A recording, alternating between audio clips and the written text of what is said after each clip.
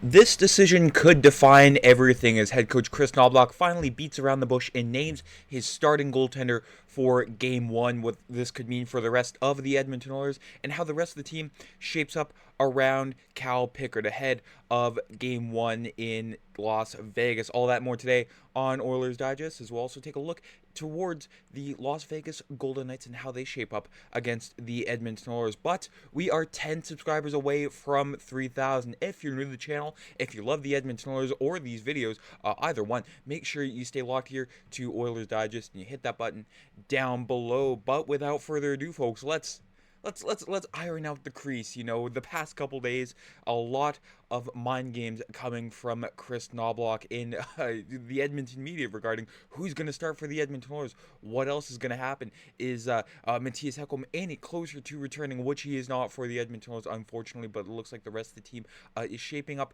pretty well, or as well as they couldn't be without him. As the Oilers in Golden Knights tonight in Las Vegas at the T-Mobile Arena, much like 2023, the Oilers start their season on the road there. And you know, when it comes to Connor McDavid, in the history with the Golden Knights, it's difficult anytime you lose in the playoffs, especially when you feel like you had a good team back in 2023. We felt like we had a good team then, but they had a great team as well, so we feel like we have another good team this year, and we've got as good of a chance as anyone. Connor McDavid, loving the word good. Looking forward to getting to Vegas and getting started, and we have to find a way to start the series better. Yes, they dropped 2 out of the first 3 games 2 years ago to the Vegas Golden Knights, and they were unable to dig out of that hole despite tying up the series at 2-all after game 4, dropping the last 2 to Vegas in Vegas and then Vegas in Edmonton there. And it looks like it'll be the exact same lineup tonight as we've seen in the morning skates the past couple of days with Draisaitl, McDavid, and Perry. The dynamic duo on line 1, as well as the grizzled old vet there with Corey Perry and then Evander Kane, who will be a force in this series alongside Nugent-Hopkins in Zach Hyman. If we want to talk about forces, Trent Frederick will be very welcomed in the lineup despite being only able to skate on one ankle alongside Adam Henrique in Connor Brown. And lastly here, Vasily Podkolzin. I mean, that left side, when it comes to being brute forces towards the Vegas Golden Knights, that is as dangerous as the left side as you can get when it comes to matching the speed and size of this Vegas Golden Knights team. And then Matisse Yamrick and Victor Arvidsson round out that fourth line there. And like I mentioned time and time again, Nurse Bouchard against a speedy Las Vegas team, you got to find a way to split that one up there. Of clamored multiple occasions, splitting up Nurse and Bouchard, sort of flipping Kulak in Darnell Nurse there. Kulak and Bouchard would pretty much give you, a slightly watered down version of Ekholm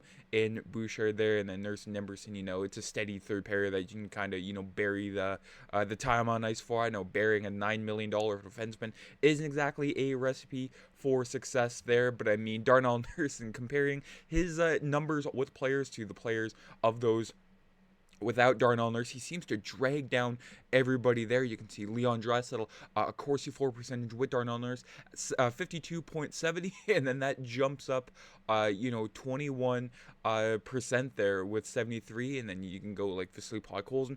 Not a dramatic jump up compared to Leon Draisaitl, but Darnell Nurse, so far this season, has just been dragging everybody down. We saw it last year in the Stanley Cup playoffs as well, just awful numbers, and it's weird because in the regular season, I mean, Darnell Nurse sure wasn't, the perfect defenseman, but he wasn't as bad as he was during that first round of the playoffs there, unless he steps it up.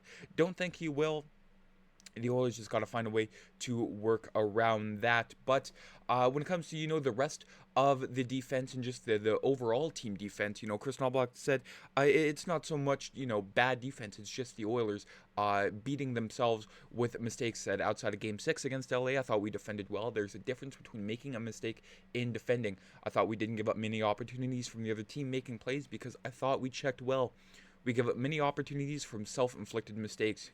Games 1 and 2 just awful with the turnovers there. A lot of those off the breakouts, just not making a play. Maybe a turnover in the neutral zone.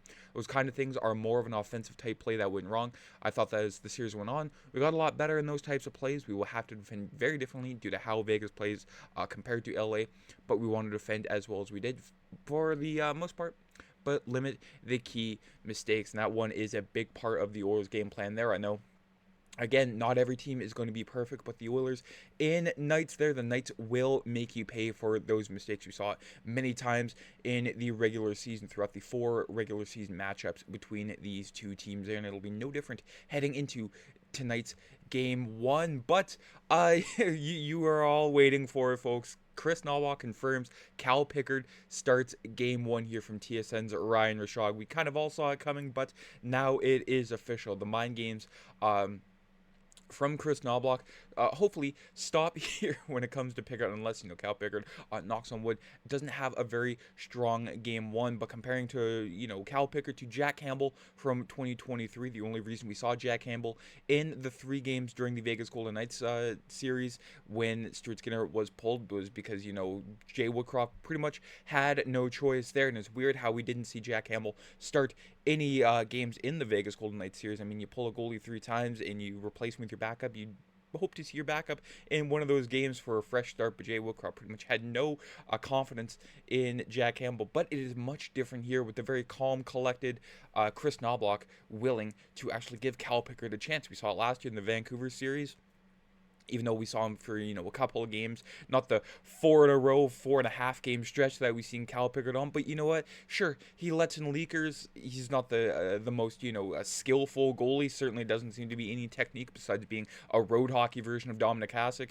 But he gets the team victories, and that's all that matters at the end of the day. You can throw technique and skill out the window, but if he keeps your team in a chance to win, that will keep you between the pipes there. But when it comes to, the difference between LA in Vegas there and how the Oilers will see a completely different style, Kris Knoblauch said LA was man-on-man and completely different, but I think the biggest thing with Vegas is just how dangerous they are off the rush as a group. They scored more goals off the rush than any team in the NHL during the regular season, so it's going to be really important that we manage pucks and we have a good back check to limit those opportunities. Now, luckily for the Edmonton Oilers, they have, puck-moving defensemen that will hopefully, fend off that ferocious Vegas forecheck. I mean, Jake Wallman can move the puck.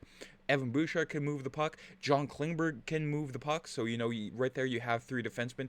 Darnell Nurse moves the puck, but most times it's to the other team there. So the Oilers built better for this Vegas Golden Knights team than they were back in 2023. Now, just comparing these two teams throughout the regular season, I know the regular season numbers, you don't really want to put much stock comparing the playoff numbers, but I mean, the Oilers in Golden Knights still offensively still very dangerous. The only difference is, Edmonton very unlucky with their shooting and scoring. Meanwhile, Vegas capitalizing on their opportunities. Edmonton 18th in goals for percentage, and then Vegas top 10 in the first 3 categories. But I mean, Vegas does sort of taper off a bit after those 3. But meanwhile, Edmonton is not much better. The save percentage 903, 23rd in the league, and then shooting percentage 7.9.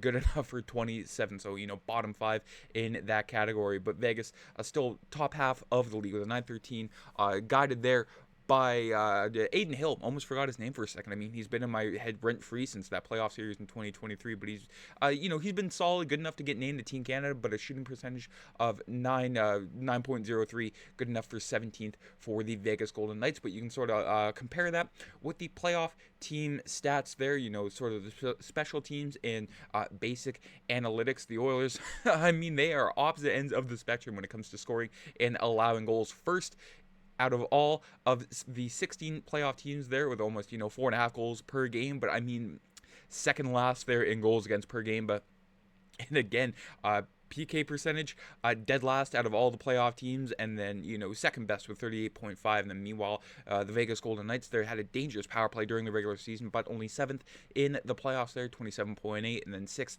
with a 76.9 penalty kill percentage there. 11th with 3 goals per game against a stingy Minnesota team, and then 8th in goals against per game with 3.17. So Aiden Hill seemed to have come back down to earth against the Minnesota Wild, despite the Vegas Golden Knights taking that series in 6 games. Just taking a look at their forward group, not as good as 2023, but still dangerous nonetheless there with that dangerous top line of William Karlsson, Jack Eichel, and Mark Stone, one that the Edmonton Oilers will have to worry about all game long there. And you still have the other 9 forwards that you have to worry about with Brandon Saad, Tomas Hertl, and Keegan Colasar, Ivan Barbashev, Nicholas Waugh, spot in Riley Smith and Tanner Pearson, Brett Howden and Victor Olofsson. But the Vegas Golden Knights will be without Pavel Dorofeyev tonight. He remains day-to-day, and he's, one of the most volatile forwards on that Knights team. So, pretty much cancels out the lack of Mattias Ekholm for Edmonton when Vegas is without one of their, more dynamic forwards there. But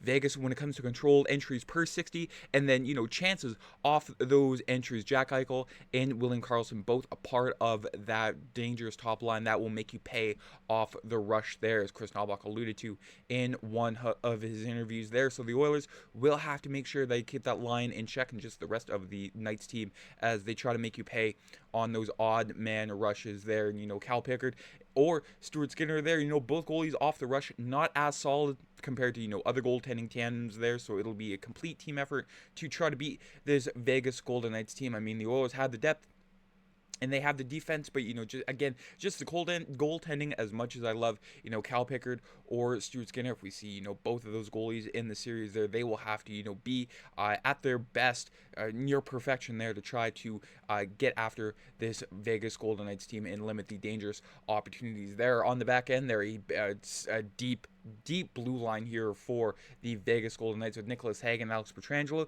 Braden McNabb, Shea Theodore, and then Noah Hannafin and Zach Whitecloud. I mean, if that's your third pairing, oh boy, this will be a tough test for the Oilers there, with Alex Pietrangelo still having the history with Leon Draisaitl there after 2023. So it'll be very interesting to see if, any more fireworks go from this. But when it comes to, the Vegas Golden Knights in their defense compared to LA, Knoblauch said, I think their defense makes it hard to get to the net with how big they are, but as big and physical as they are, they still have a lot of offensive ability. Usually you think of big and strong defensemen being stay-at-home guys that don't produce much offensive, a prowess in the play, but I don't think that's the case with them at all. I think all 6 of them provide some offense, but make it hard for the opposition and hard to get to the net there. But, I mean, the glass half full here. I mean, the Vegas offense and defense, star-studded, but their goaltending not as strong as it's been in the playoffs there. As you can see, Adin Hill, along with Calvin Pickard and Stuart Skinner there in, the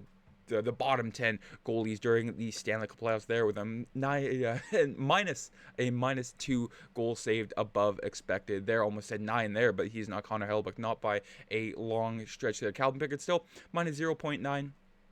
But, he's kept the team in it. Sure, he's had a few leakers, like I've said, but, I mean, that decision will define the playoff series there. It'll be a battle of goaltending there.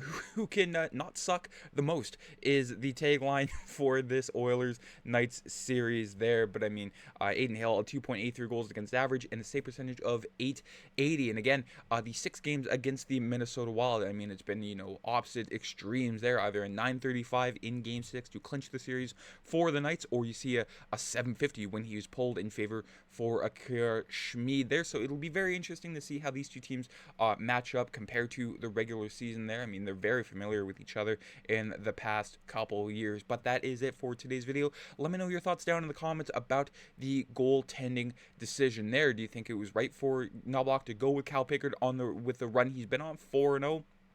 I mean, that's hard to argue against, but do you think, he should have given Stuart Skinner, a chance to reset in Game 1, or would that just be throwing Game 1 away? I mean, lots to ponder about with the Oilers' goaltending situation. I mean, it would have been a lot simpler if they just went out and got a goalie at the trade deadline and not make it as hard for us to sort of break this down. But, I mean, before game time, what else is there to do, folks? But let me know down in the comments. I'm very curious to see what you're all thinking about the situation. If you haven't already, I mean, we're 10 subscribers away from 3,000. Do you want to be the 3,000 subscriber? You have a chance if you haven't already, so hit that button down below. Folks, have a great rest of your day. Enjoy the game tonight, and let's go Oilers. Let's win a Game 1 for once.